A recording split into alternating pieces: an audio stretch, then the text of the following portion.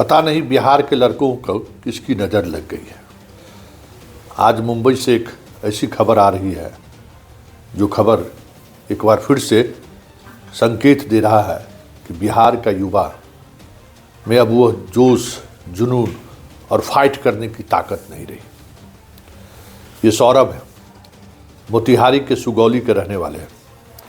मुंबई में अपने परिवार के साथ रह रहे थे। इसकी शादी 2022 में बिहार की है एक लड़की से हुई, निधि से।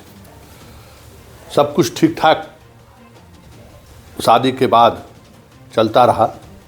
हनीमून मनाने वो गोवा गए और उसी दौरान कुछ ऐसी बातें हुई कि दोनों के बीच शादी के महज 4 महीने बाद ही ब्रेकअप हो गया।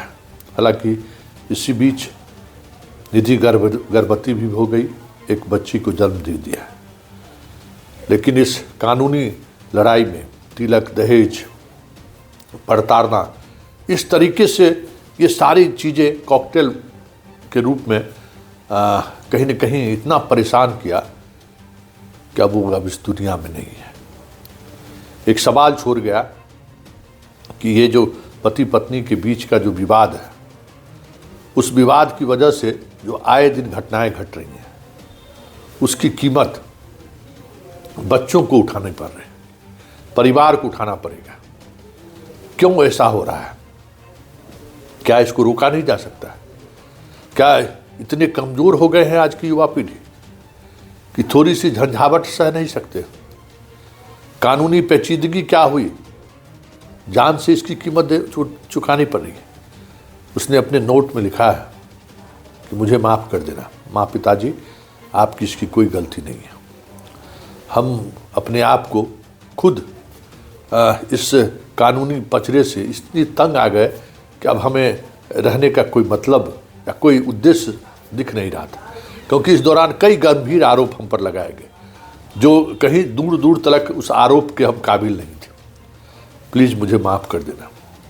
अपनी 3 माह की बेटी को भी एक संदेश छोड़ा है कि हरीशा, प्लीज़ मुझे माफ़ कर देना।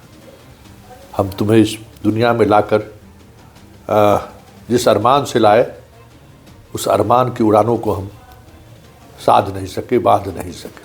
मुझे माफ़ करना। फिर भाई के नाम का संदेश और पत्नी का नाम एक संदेश उसने छोड़ा है कि तुमने जो सजा दी या सलाह दी कि देखो ये जो है इसका तुम लोग दुनिया में से खुशी खुशी विदा हो जाओगे, मैंने उसी का सेवन किया और अब मैं दुनिया छोड़कर जा रहा हूँ।